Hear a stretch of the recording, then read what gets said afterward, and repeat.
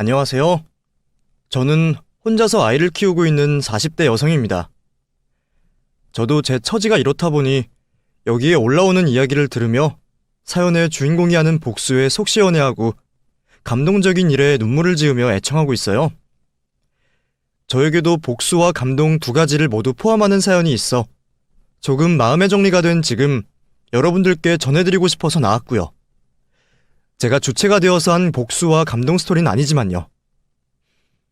그럼 제가 어떤 사연을 가지고 있는지 한번 들어봐 주세요. 전 남편과 평범한 연애 끝에 결혼을 했습니다.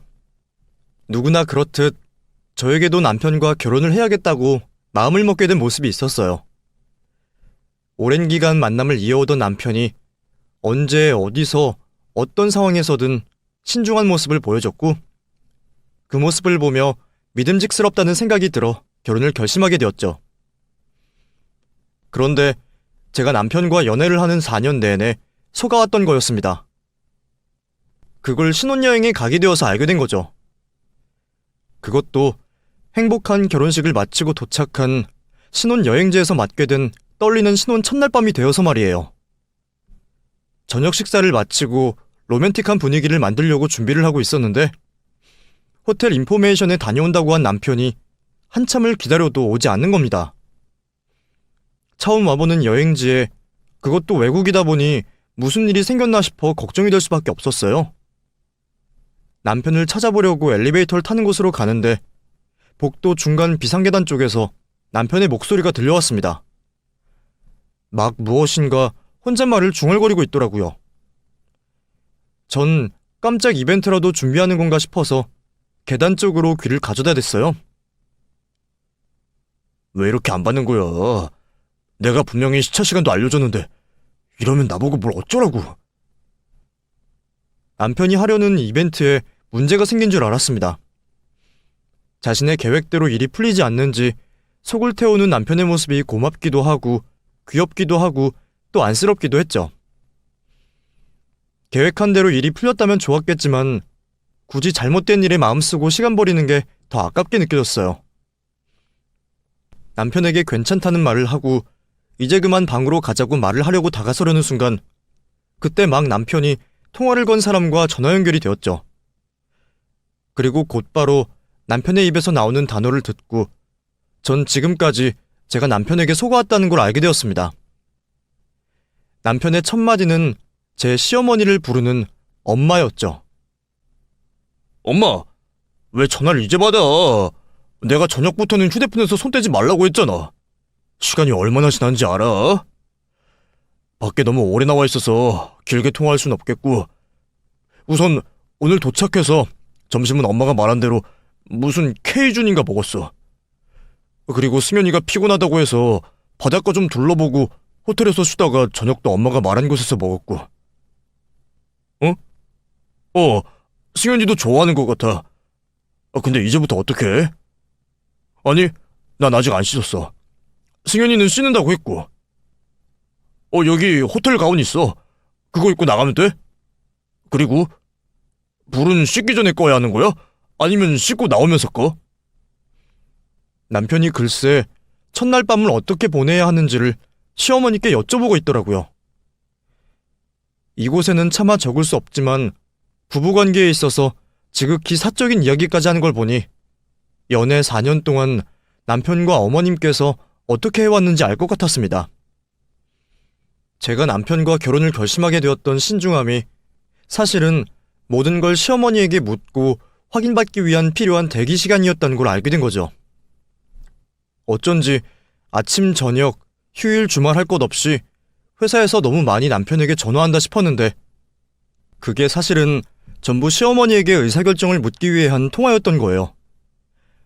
전 그런 줄도 모르고 제 주변 사람들에게 저희 남편 없이는 회사 일이 돌아가지 않는다며 자랑을 늘어놓았는데 말이죠. 지금까지 무려 4년 동안이나 남편이 저를 속여왔던 거였습니다. 화가 났던 저는 방으로 들어가 문을 걸어 잠그고 분위기를 잡으려 준비했던 와인을 병째 마시게 되었죠. 남편과 다툼이 벌어지면 그대로 밖으로 나가버리려 옷도 갈아입었습니다. 이후 시어머니에게 첫날 밤에 대한 모든 지시를 다 전달받았는지 남편이 방으로 들어오려고 했죠. 문이 열리지 않자 문을 두들기며 절 부르는 남편에게 문 반대편에서 사실대로 말하라며 묻게 되었어요. 당신 지금까지 뭐하고 있었어? 뭐하긴, 밑에 인포메이션에 내일 일정에 필요한 거 묻고 왔지. 시간이 좀 걸려서 그래? 내가 내려가니까 단체 관광객들이 버스에 내려서 체크인 한다고 정신이 없더라고. 그래서 좀 늦었어. 미안해. 여기 호텔은 인포가 비상계단에도 설치되어 있어? 그리고 난 단체 관광객이라고는 콧배기도 못 봤는데. 왜? 이런 상황은 어머님께서 안 알려주셨어? 거짓말이 바로 안 튀어나오네? 그게... 내가 문 열어줄 건데 방에 들어와서 내가 하는 말에 또다시 날 속이고 거짓말하면 나 짐 가지고 여기 나갈 거야. 한국으로 돌아가서도 이 거짓된 결혼 생활 더 이어가야 할지 고민할 거고. 그러니까 내가 묻는 말에 솔직하게 말해. 그렇게 문을 열어줬고 제 눈을 쳐다보지 못하는 남편을 의자에 앉혀 어디서부터 어디까지 어머님께 물어가며 저와 만남을 가져왔는지 물어보게 되었습니다. 첫날 밤 일까지 물어봤으니 그 정도가 심할 거라는 건 어느 정도 예상을 하고 있었지만 제 생각보다 더 심하더라고요. 입는 옷과 데이트 코스는 물론이고 결혼을 해야 할지 말아야 할지 물어보고 저에게 사랑한다고 보내는 문자 메시지까지 확인을 받았다고 했죠. 그러니까 저와 남편만이 알고 추억해야 할 모든 상황을 어머님께서도 알고 계셨고 하나하나 직접 남편에게 자신의 생각대로 하라고 지시를 하고 있었던 겁니다. 어떻게 보면 전 로봇과 연애를 하고 결혼을 했던 거죠. 어머님과 연애를 했다는 말이 더 맞는 말일지도 모르고요. 사기 결혼이다 싶더라고요. 남편은 절 사랑하는 마음만은 진실하다 했습니다. 저와 결혼을 해야 할지는 물어봤지만 그것도 저와 결혼을 하고 싶어서 자신이 먼저 어머님께 물어본 거라고 했죠. 그것도 말이라고 하는 남편을 보니 어이가 없었습니다. 어린 시절부터 모든 걸 어머님 의사결정에 따라 살아와 문제가 심각해 보였습니다. 속아서 하게 된 결혼이었지만 물을 수도 없었으니 제가 남편을 설득시켜 더는 어머님께 의지하지 않도록 남편을 고쳐보려고 했죠. 제가 심각하다고 말을 하니 남편도 문제를 인지하고 제 말에 수긍을 하는 듯 보였습니다. 당장 내일부터 어머님의 지시에 따르지 않고 모든 걸 스스로 선택해보기로 약속을 한 채 잠자리에 들게 되었죠. 그렇게 망쳐버린 제 신혼 첫날 밤이 흘러갔습니다. 다음 날부터 습관적으로 어머님께 연락을 하여 뭐든 물어보려는 남편을 제지했고 직접 결정을 하도록 훈련을 하게 되었습니다. 금단 증상이라고 해야 할지 모르겠지만 남편은 자신이 결정을 내려야 하는 상황에서 어머님께 묻지를 못하자 불안해하는 모습까지 보였죠. 그럴 때마다 남편을 어르고 구슬리면서 어린아이를 가르치듯 옆에서 스스로 선택할 수 있게 도와주었죠. 그래도 어머님께 지난 30년 넘게 기대고 의지한 시간에 비해 남편은 빠르게 변해가고 있었습니다. 하지만 그 갑작스러운 변화를 시모도 눈치챘어요. 그럴 수밖에 없던 게 밥 사먹는 것조차 일상적으로 물어보던 아들이 연락을 하지 않으니까요. 시모는 그 이유가 당연히 저에게 있을 거라고 생각했고 아들에게 변한 이유를 묻게 되었죠.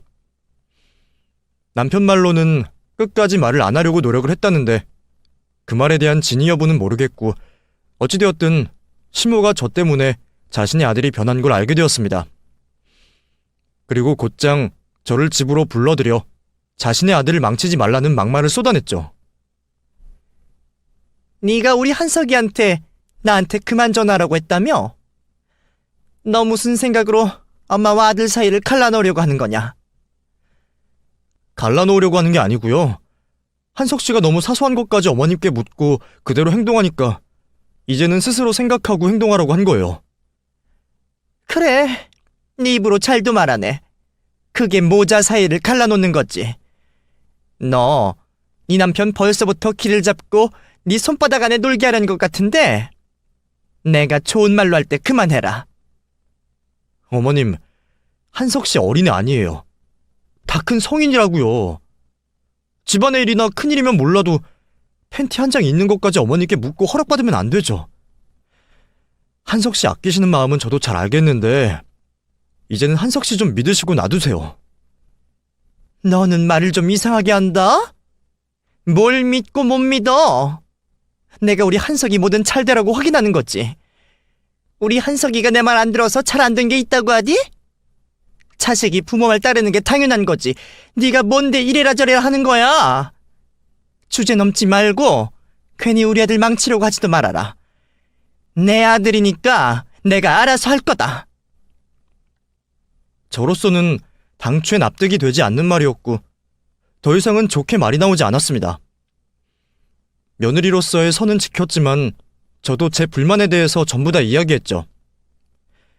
그러다 보니 서로 목소리가 격앙될 수밖에 없었어요.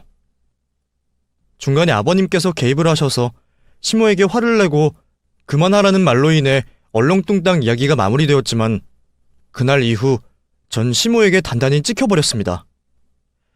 시집살이와 차별 대우가 시작된 거죠. 일부러 저에게 골탕을 먹이려고 작정한 시모의 행동들은 전부 다 참을 수 있었습니다.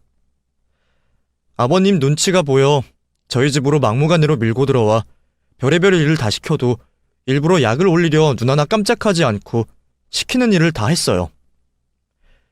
헛걸음과 헛수고를 하게 만들어도 항상 웃는 얼굴로 아무렇지 않은 척하며 저도 맞대응을 했죠.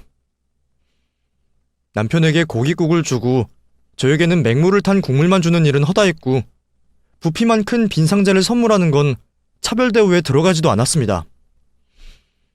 정말 유치하고 치사한 일들이 많았지만 다 참을 수 있었죠. 문제는 남편 놈이었어요. 모든 상황을 알고 있으면서도 저에게 괜찮냐는 말 한마디 안 하는 남편 때문에 열이 받고 화를 내기 시작했죠. 그러면 또 마마보이인 남편은 그걸 또 자기 엄마에게 쪼르르 달려가 일러바치고는 했어요. 저도 질 수는 없으니 시집살이를 당하더라도 또 남편에게 뭐라고 했고요. 그런 남편과 시모를 두고도 이혼을 하지 않던 건 딱 두 사람 때문이었습니다. 한 명은 제 분신과도 같은 아들이었고 한 분은 제 시아버님이었죠. 아들의 경우 다른 설명 없이도 이해가 되실 텐데 뜬금없이 등장한 시아버님 때문에 왜 그런지 많이들 궁금하실 거예요.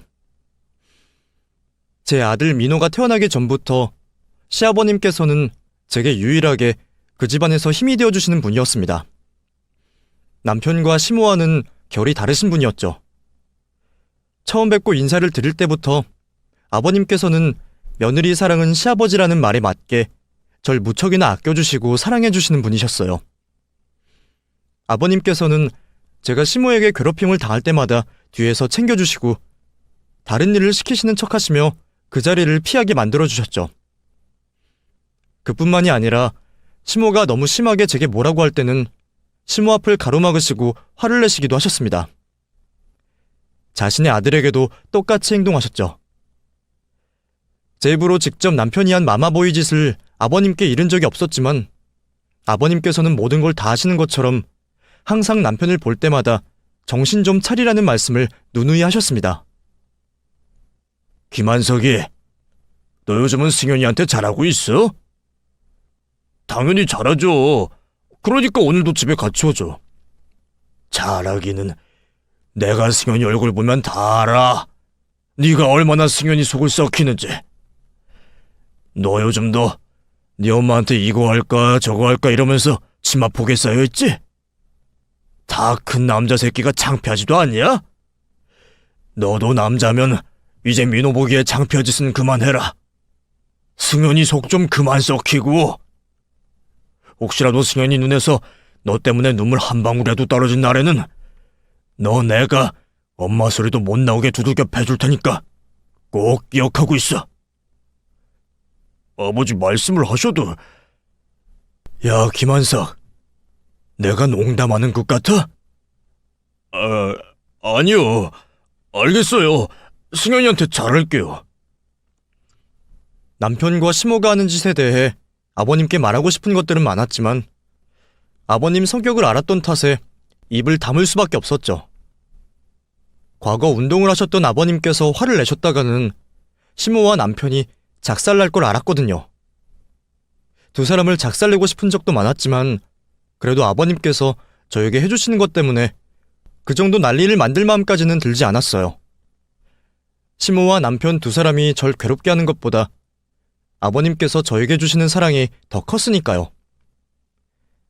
그런 아버님이 곁에 있어 주시는 게 감사해서 저도 아버님께 무조건적으로 잘해드리려 했습니다.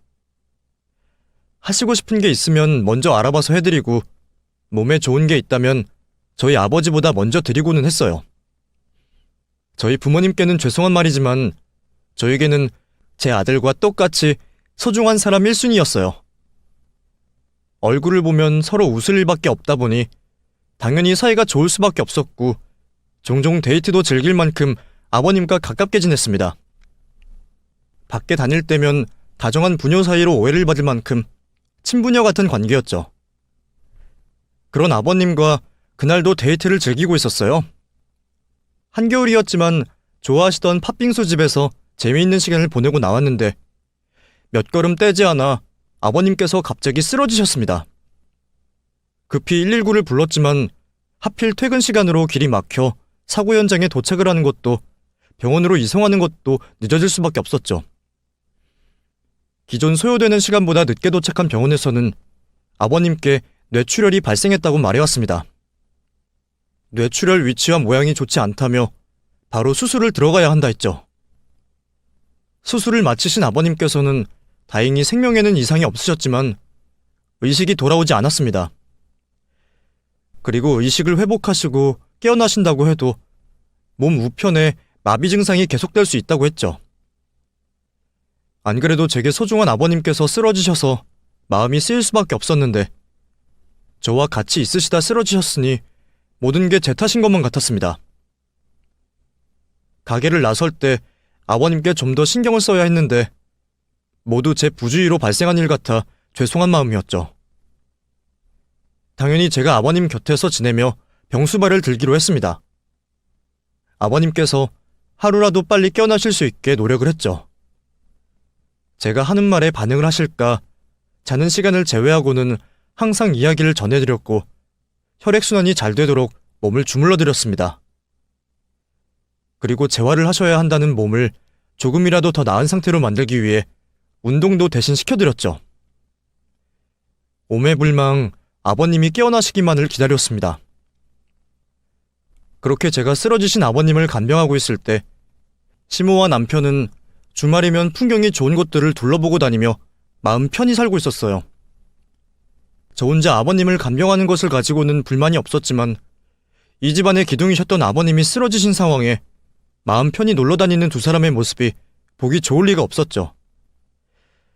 정신 좀 차리라고 대놓고 시모와 남편에게 말을 했습니다. 어머님, 지금 정신이 있으신 거예요? 아버님께서 아직까지 의식 없이 병상에 계시는데 놀러 다니실 생각이 드세요? 당신도 자식이라면 어떻게 이럴 수가 있어? 울상 짓고 있으라는 게 아니라 적어도 아버님 걱정하는 티는 내야지.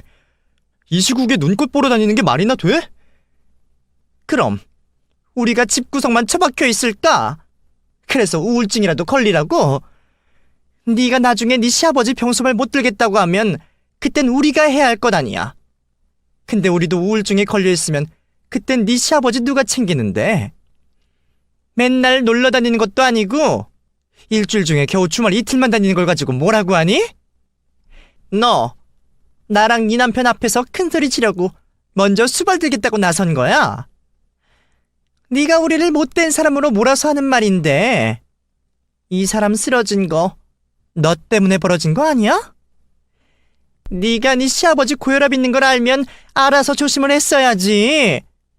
나도 이 사람 다시 일어날 걸 알아서 네 탓을 아직은 하지 않고 있는데 혹시나 이 사람 잘못되거나 평생 장애를 가지고 살아야 되면 그때 나도 작정하고 네 탓을 할 거다.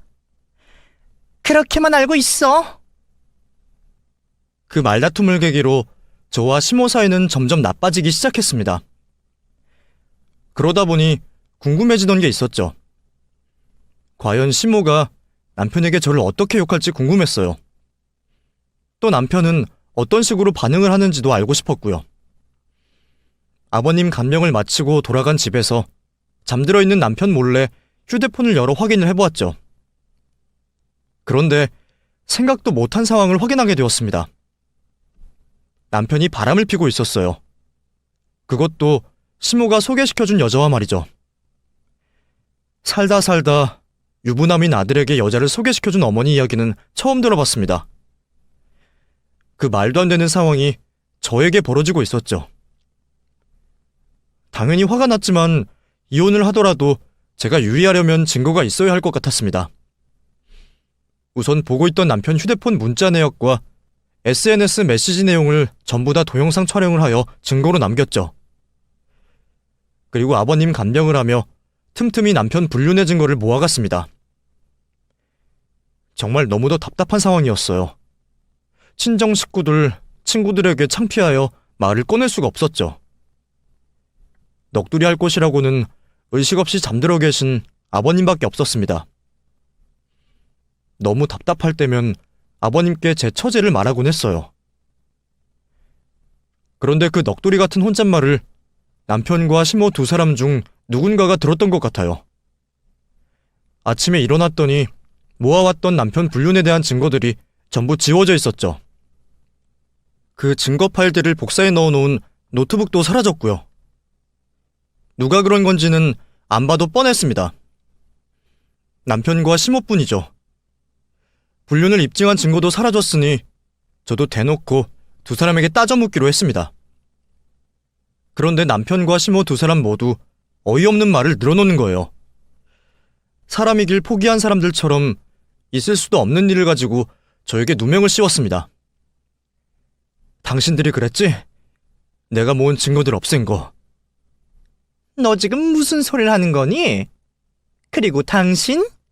이게 어디서 시어머니에게 당신이라고 하고 있어? 나도 당신 아들처럼 마마보이의 불륜까지 저지른 놈과는 이혼하고 싶어. 아버님 깨어나시면 바로 이혼해 줄 테니 민호 양육권과 재산만 나한테 유리하게 줘. 이것 봐라. 이 앙큼한 년이 이제서야 본색을 보이네. 야, 네가 맨몸으로 나가야지 어디서 우리 집 재산을 넘봐. 너 내가 네 시아버지와 있었던 일을 모를 것 같아? 그 이야기를 네 사돈들이 듣고도 가만히 계실까? 우리가 입 다물어 줄 테니 민호 걔만 데리고 떠나. 뭐? 당신이야말로 무슨 소리야? 나랑 아버님 사이에 무슨 일이 있었는데? 인연이 끝까지. 너 우리 남편이랑 그렇고 그런 사이지?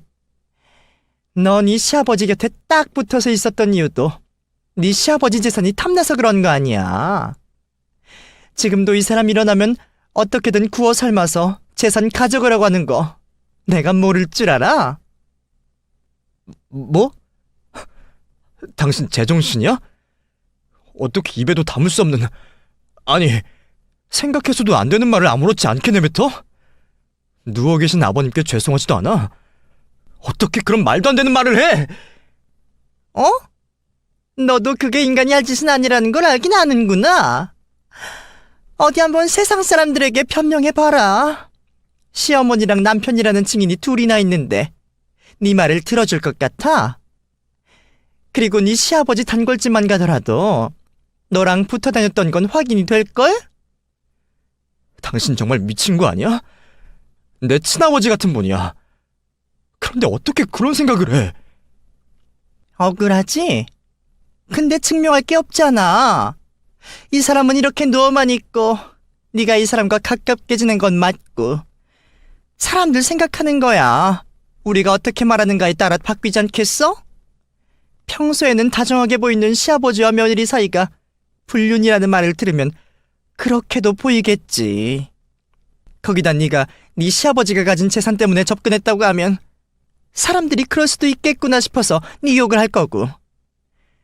그냥 너랑 다툼이 생겼을 때 내 남편 재산은 우리 아들 거다 감히 시아버지에게 꼬리를 쳐? 이 한마디면 사람들을 깜빡 속아 넘어간다고. 너희 아버님과 어머님은 안 그러실 것 같아? 아무리 부모님이라고 하지만 사람인데. 이러면 너만 불리해. 괜히 돈 몇 푼 더 가져가겠다고 괜한 짓 하지 말고 맨몸으로 우리 한석이 곁에서 조용히 떠나. 안 그러면 너 주위 사람들 전부 다 너에게 뒤돌아서는 일이 생기니까.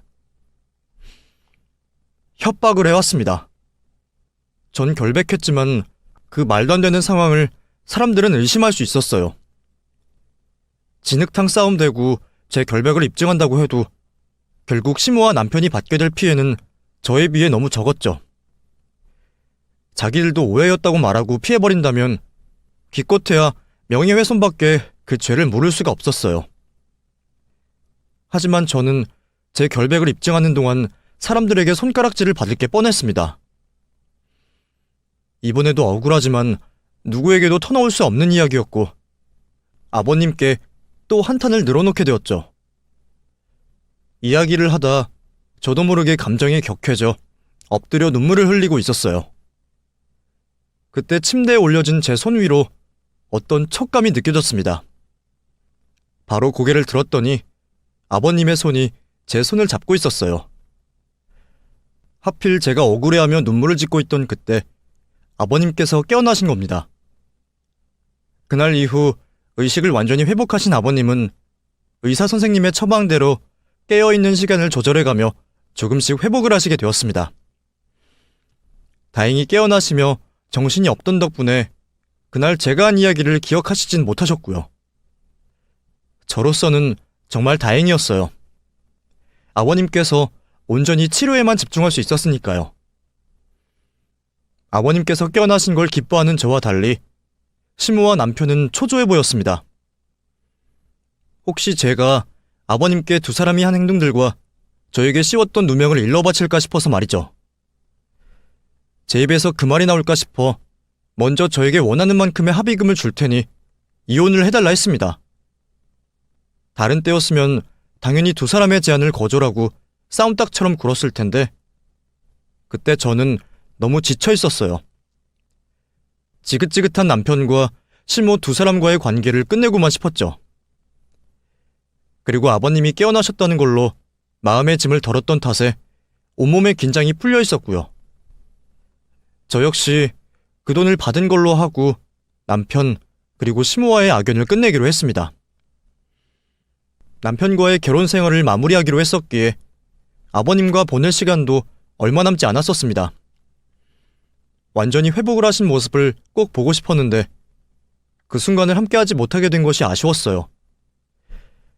그래서 얼마 남지 않은 시간은 최대한 아버님과 많은 시간을 보내기로 했죠. 제가 떠나기 전까지 조금이라도 더 이전과 같이 아버님을 회복시켜드리고 싶었거든요. 그렇게 아버님의 재활을 돕던 중에 아버님께서 시모와 남편을 병원으로 직접 부르셨습니다. 저와 남편이 이혼한다는 사실을 모르고 계셨던 아버님께 제 불편한 모습을 보이기 싫었던 저는 일이 생긴 척하며 자리를 떠나려고 했죠. 그런데 아버님께서는 온 가족들이 모인 자리에서 하실 말씀이 있다고 하셨어요. 어쩔 수 없이 자리를 지킬 수밖에 없었고 남편과 시모와 함께 있는 불편한 자리를 가지게 되었습니다.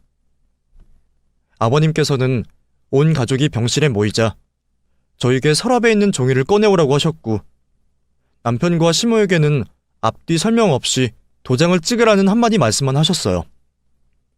저를 포함해 남편과 시모 모두 아버님의 뜻을 알 수 없는 말씀에 어리둥절하고 있었죠. 저는 아버님께서 시키신 대로 서랍에서 종이를 꺼내게 되었는데 그곳에는 재산 증여에 대한 서류가 있었습니다. 아버님께 서류를 건네드려야 해서 아주 잠깐 훑어볼 수밖에 없었지만 제 이름이 있다는 건 보였죠. 그때까지만 해도 쓰러지신 아버님께서 생전에 재산에 관해 정리를 하시는 걸로만 알았어요.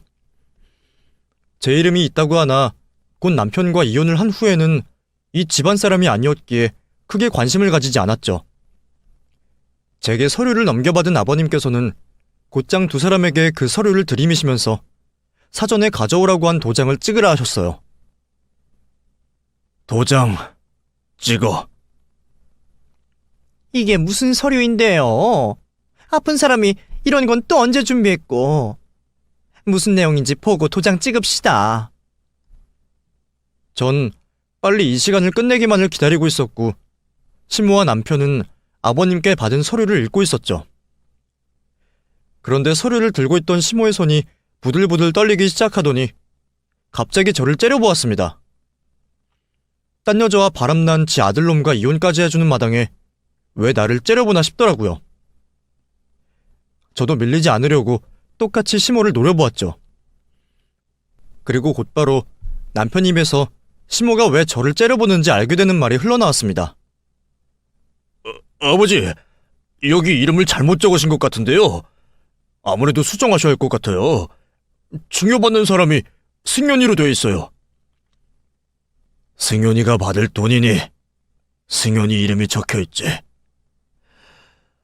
나도 몸 아픈 내가 못 믿어서 몇 번이고 확인해봤다. 토시 하나 틀린 것 없으니 잔말 말고 얼른 도장이나 찍어. 아버지, 저랑 엄마가 아버지 충격받으실 것 같아서 미처 말씀을 못 드렸는데 저랑 승연이 곧 갈라설 거예요. 다시 합칠 가능성도 없고요. 이런 거 작성하시면 최소한 엄마랑 상의는 하시고 작성하시지. 저희가 이런 상황 설명 못하고 덜컥 도장 찍었으면 어떡할 뻔했어요. 이 종이는 제가 파쇄할게요. 너 이 새끼, 내가 쓰러져서 몸이 좀 불편하다고 정신까지 놓은 줄 알아? 그 서류 내려놔라.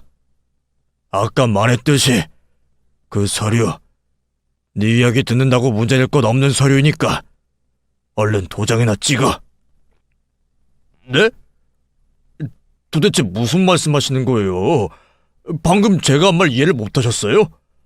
저 승연이랑 곧 이혼한다니까요? 곧 남남이 될 거라고요. 그런데 왜 아버지께서 승연이에게 재산을 증여해주세요? 그리고 저희 아버지 기대에 못 미치니까 못 믿어서 재산을 안 주신다고 하더라도 엄마가 살아계시잖아요. 우선순위를 따지고 보면 엄마가 받아야죠. 여보, 당신 아직 회복이 덜 되었나 봐. 여기서 더 말하면 혼란스럽기만 하고 몸에도 더 안 좋을 수 있으니 내가 의사 선생님 불러올게. 이 서류는 검사 받고 당신 정신이 맑을 때 그때 다시 이 서류 가지고 이야기합시다. 이것들이 정말 몸 아픈 사람한테 계속 두 번 말하게 할 거야. 두 사람 다 내 재산 받을 자격 없으니 우리 승연이에게 내가 주겠다고. 내가 두 사람이 승연이 쫓아내려고 작당 모의 한 걸 몰랐을 것 같아. 한석이 너희 새끼 결혼해서 애까지 있는 놈이 아랫돌이 아무렇게 하고 다니고 자식 새끼 엇나가면 똑바로 가르쳐야 할 애미라는 게 외도를 하는데 부축이야. 이것들이 아주 우리 김씨 집안을 콩가루 집안으로 만들려고 용을 쓰지. 나 절대 두 사람한테 내 돈 못 준다. 이 집안에서 제대로 된 사람이라고 할 수 있는 건 승연이밖에 없어. 내 자식 새끼 잘못 키우니까 겨우 이 푼돈 준다고 해서 갚을 수 있는 건 아니겠지만 이렇게 해서 승연이 사는데 손톱만큼이라도 도움이 되면 해야지. 아버님께서 그걸 어떻게 하시고...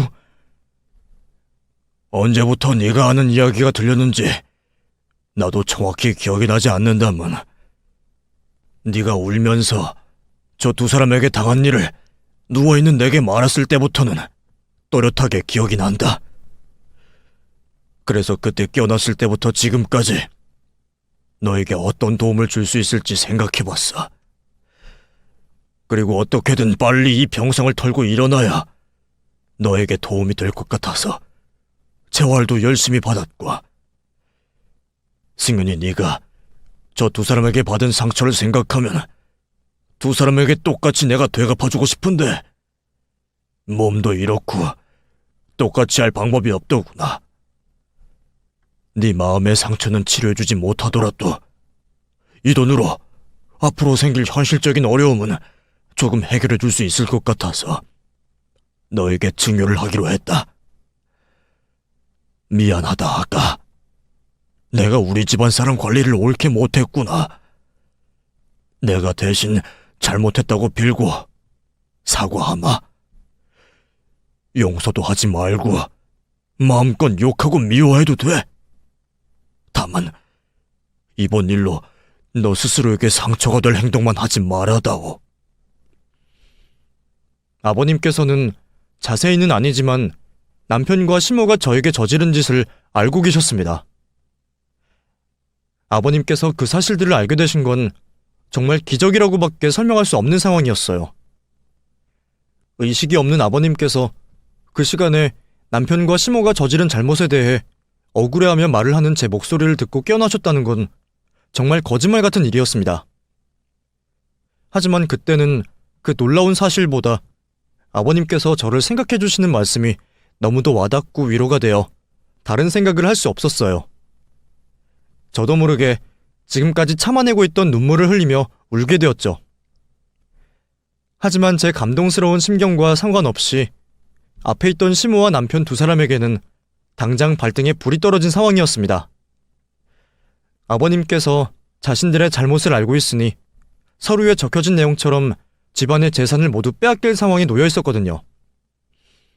아버님이 어떤 옳은 말씀을 하셔도 자신들의 재산을 지키기 위해 쉽게 물러날 사람들이 아니었습니다. 여보, 아무리 그렇다고 해도 이걸 재산과 결부시키면 안 되지. 어찌되었든 간에 이거는 한석이와 승현이 사이에서 해결할 일인데 왜 제3자가 끼어들려고 해?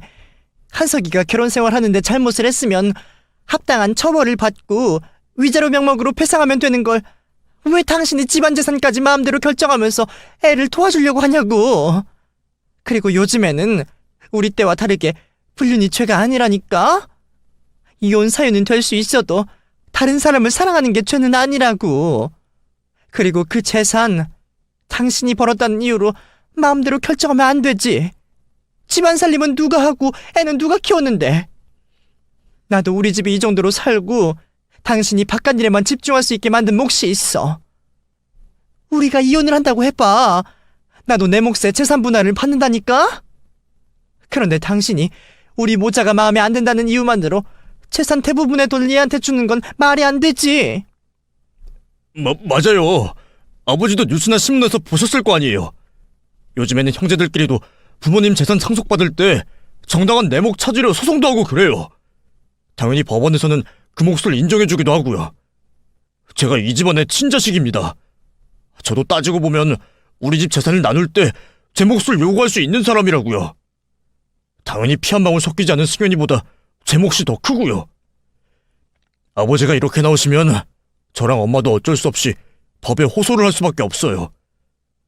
그러면 가족 간에 이러니 저러니 감정의 골만 깊어지고 아는 사람이나 친척분들에게 가족들끼리 뭐하는 짓이냐고 손가락질만 받죠. 조금만 깊게 생각하시면 여기 있는 사람들 다 좋게 좋게 끝낼 수 있는 일인데 너무 승현이 편에 서서 생각하시지 말아주세요. 저는 이런 상황이 벌어질 줄도 몰랐고 법에 대해서 잘 알지도 못했습니다. 하지만 시모나 남편이 말하는 말들이 틀린 말이 아니라는 건 대중매체들을 보며 알고 있었죠. 애초에 남편과 이혼을 결심하며 약속한 돈 이외에 바라지도 않았기에 그날 아버님께서 보여주신 행동들로 전 충분히 만족했고 앞으로 살아가는 데 있어서 큰 힘이 될 것 같았어요. 괜히 저 때문에 아직 회복을 하셔야 하는 아버님 몸만 상하시고 남은 가족들에게 미움이라도 받을까 걱정이 되어 제가 물러서겠다고 말했죠. 저도 제가 그 큰 돈을 받을 자격이 있다고 생각하지 않아요. 아버님, 지금 말씀해주신 것과 행동하셨던 것만으로도 저는 충분합니다. 어차피 한석 씨와 이혼하기로 하면서 약속한 돈도 있어서 괜찮아요. 신경 쓰시면 몸에도 좋지 않으니 제가 아버님 재산 받을 자격 없는 걸로 하고 가족들 간의 의견 대립은 그만하시는 걸로 하시죠. 그래, 너 말 잘했다. 네가 곧 남남이 되는 이 상황이 되어서야 예쁜 말 좀 하는구나. 여보, 승현이 말 들었지? 당신이 주겠다고 하면 뭐해? 받아야 하는 사람이 싫다고 거절을 하는데. 승현이 말처럼 가족들끼리 돈 가지고 음성 높이고 감정 내세워서 되겠어?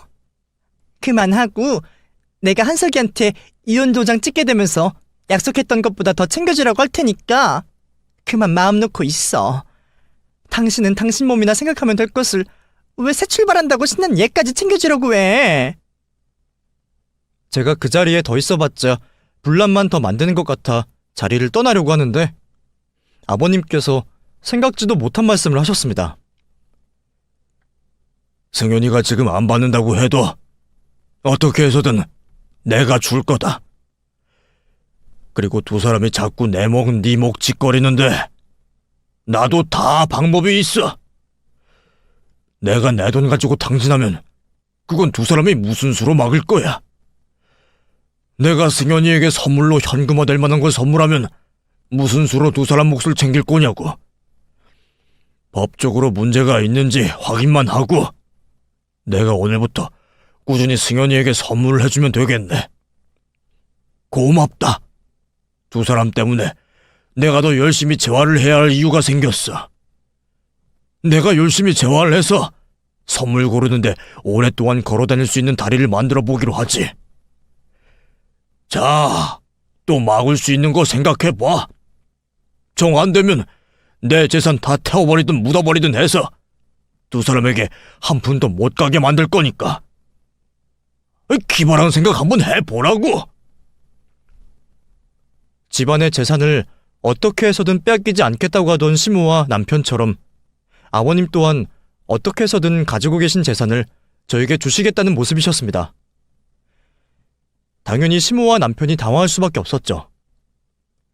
두 사람이 재산 증여에 대한 아버님 생각을 인정할 수 없다고 했지만 어떤 말을 해도 아버님의 고집을 꺾을 수 없었죠. 너네 둘 계속 이러다가는 그나마 내가 조금이라도 주려고 했던 돈마저 다 잃게 된다. 그 돈이라도 받고 싶으면 내 마음 바뀌기 전에 얼른 도장 찍어. 그나마 조금 남은 재산이라도 받고 싶으면 지금이라도 서류에 도장을 찍으라 하시는 아버님의 협박과도 같은 말씀을 두 사람은 따를 수밖에 없었습니다. 결국 서류에 도장을 찍게 된 거죠. 이후 저와 남편은 이혼을 하게 되었고 아버님의 회복을 끝까지 도와드리지 못하고 곁을 떠나게 되었어요. 아직 몸이 성치 않으신 아버님 걱정이 되었습니다.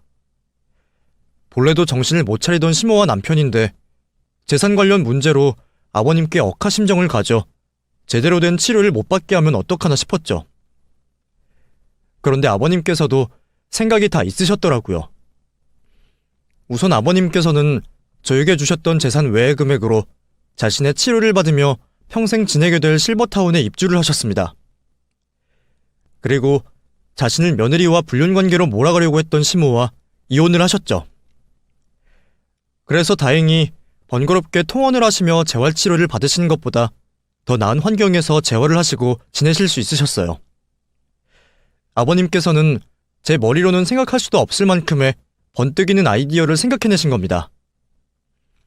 아버님께서 실버타운에 가신 이후로는 제가 편하게 아버님을 만나뵐 수 있었습니다. 그리고 아들과 단란하게 잘 살고 있는 지금도 아버님을 매주 뵈며 건강을 신경 써드리고 과거와 같이 부녀 사이처럼 지내고 있고요. 잘못한 결혼이 제 인생의 오점이긴 하지만 대신 평생 제 편이 되어주실 아버님을 만날 수 있게 되어 그나마 다행이라고 생각하고 있어요. 지금도 저를 보고 미안해하시는 아버님을 위해서라도 아들 민호와 행복하게 잘 살아가야죠. 한부모 가정으로서 힘든 일도 많겠지만 저에게 힘이 되어주는 친정 가족들과 아버님을 생각해서 잘 이겨내도록 하겠습니다. 그럼 제 사연을 끝까지 들어주셔서 감사합니다.